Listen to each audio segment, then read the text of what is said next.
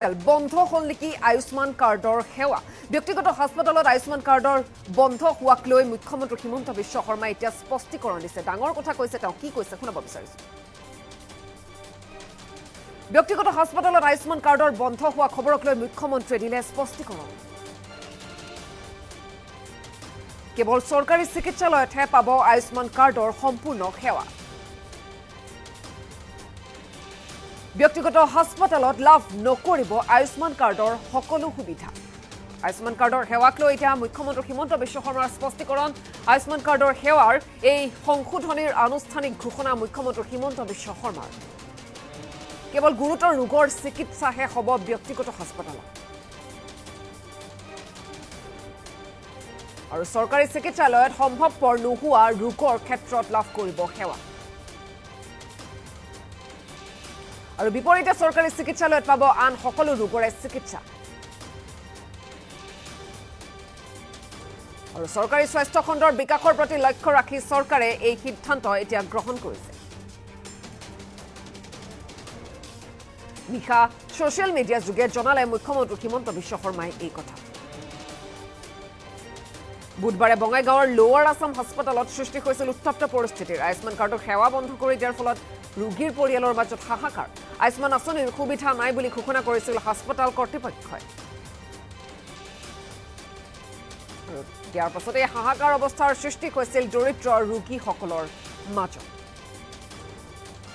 আৰু এই সন্দৰ্ভত মুখ্যমন্ত্ৰী হিমন্ত বিশ্ব শৰ্মাই এতিয়া স্পষ্টীকৰণ দিছে আপোনাৰ যদি আয়ুষ্মান কাৰ্ড আছে তেন্তে আপুনি সেৱা লাভ কৰিব নে নকৰে তাক লৈ এতিয়া মুখ্যমন্ত্ৰী হিমন্ত বিশ্ব শৰ্মাৰ স্পষ্টীকৰণ ভালদৰে মন কৰক বাতৰি প্ৰত্যেক যাৰ যাৰ আয়ুষ্মান কাৰ্ড আছে তেওঁলোকে আয়ুষ্মান কাৰ্ডৰ সেৱা ক'ত কেতিয়া কেনেকৈ লাভ কৰিব সেই সন্দৰ্ভত মুখ্যমন্ত্ৰী হিমন্ত বিশ্ব শৰ্মাই এতিয়া ডাঙৰ ঘোষণা কৰিছে ব্যক্তিগত হাস্পতালত আয়ুষ্মান কাৰ্ড বন্ধৰ হোৱাক লৈ মুখ্যমন্ত্ৰীয়ে এতিয়া স্পষ্টীকৰণ দিছে কেৱল চৰকাৰী চিকিৎসালয়তহে আয়ুষ্মান কাৰ্ডৰ সম্পূৰ্ণ সেৱা লাভ কৰিব ব্যক্তিগত হাস্পতালত লাভ নকৰিব আয়ুষ্মান কাৰ্ডৰ সকলো সুবিধা আয়ুষ্মান কাৰ্ডৰ সেৱাৰ এই সংশোধনীৰ আনুষ্ঠানিক ঘোষণা মুখ্যমন্ত্ৰী হিমন্ত বিশ্ব শৰ্মাৰ কেৱল গুৰুতৰ ৰোগৰ বাবেহে চিকিৎসা হ'ব ব্যক্তিগত হাস্পতালত চৰকাৰী চিকিৎসালয়ত সম্ভৱপৰ নোহোৱা ৰোগৰ ক্ষেত্ৰত লাভ কৰিব সেৱা বিপৰীতে চৰকাৰী চিকিৎসালয়ত পাব আন সকলো ৰোগীৰে চিকিৎসা আন সকলো ৰোগৰ চিকিৎসা লাভ কৰিব চিকিৎসালয়ত চৰকাৰী স্বাস্থ্য খণ্ডৰ বিকাশৰ প্ৰতি লক্ষ্য ৰাখি চৰকাৰে এই ডাঙৰ সিদ্ধান্ত গ্ৰহণ কৰিছে নিশা ছ'চিয়েল মিডিয়া যোগে মুখ্যমন্ত্ৰী হিমন্ত বিশ্ব শৰ্মাই ডাঙৰ কথা ঘোষণা কৰিছে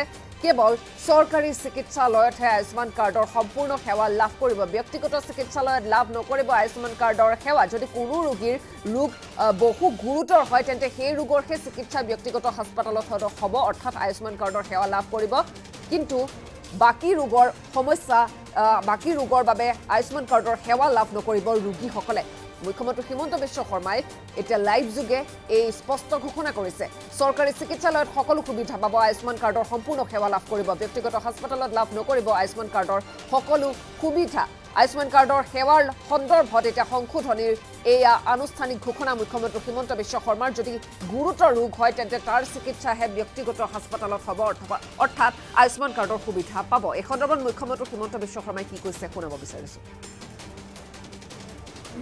আজি এটা বিষয় উত্থাপন হৈছে যে আয়ুষ্মান ভাৰতৰ আমি প্ৰাইভেট নাৰ্ছিং হোমসমূহত আগতে যেনেকৈ সকলো কাম প্ৰাইভেট নাৰ্ছিং হোমত কৰা হৈছিলে আমি এটা নিয়ম কৰিছোঁ যে আয়ুষ্মান ভাৰতৰ গুৰুতৰ অসুখবিলাক যিবিলাক আমাক হাৰ্ট ট্ৰান্সপ্লাণ্ট কিডনি ট্ৰান্সপ্লাণ্ট সেইবিলাক আমি প্ৰাইভেট নাৰ্ছিং হোমতো কৰিম চৰকাৰী হস্পিটেলত কৰিম কিন্তু প্ৰসৱ সৰু সৰু প্ৰচিডিউৰ আমি প্ৰাইভেট নাৰ্ছিং হোমবিলাকতো খুলি দিয়াৰ বাবে চৰকাৰী চিকিৎসালয়সমূহে বিভিন্ন ধৰণে ক্ষতিৰ সন্মুখীন হৈ আছিল আৰু বহু সময়ত দুৰ্নীতিৰো বিশাল অভিযোগ আহিছিল সেইকাৰণে অসম চৰকাৰে এটা সিদ্ধান্ত লৈছে যে আয়ুষ্মান ভাৰতৰ কাৰ্ডত আমি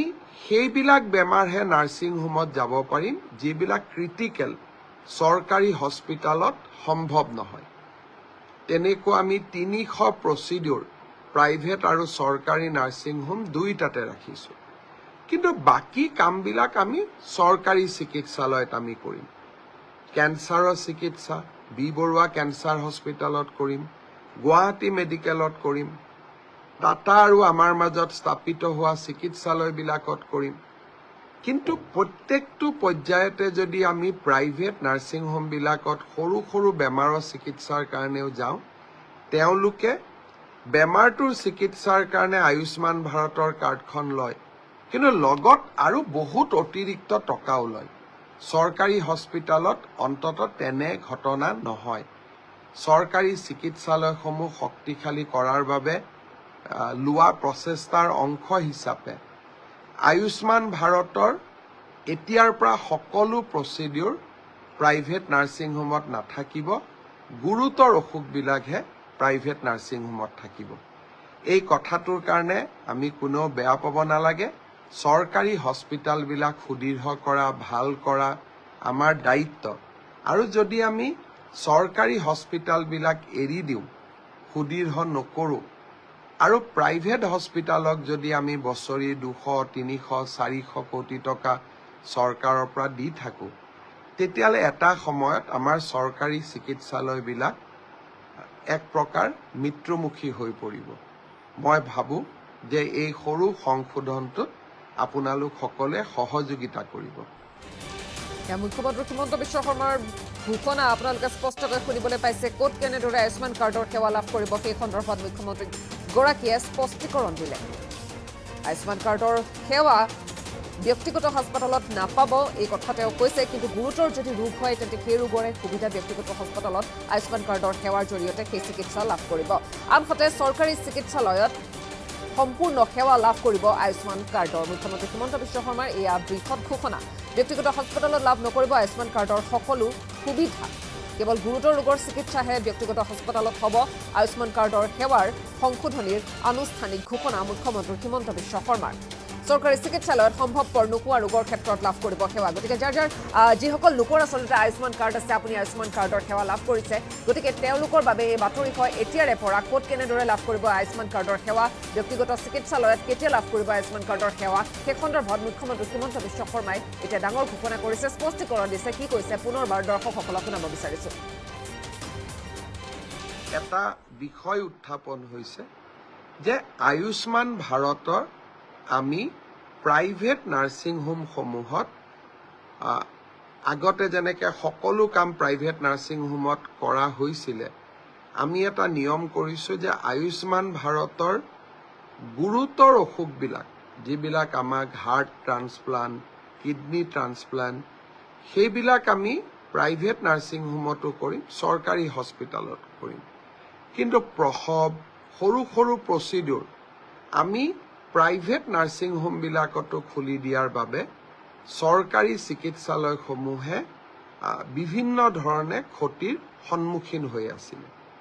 আৰু বহু সময়ত দুৰ্নীতিৰো বিশাল অভিযোগ আহিছিলে।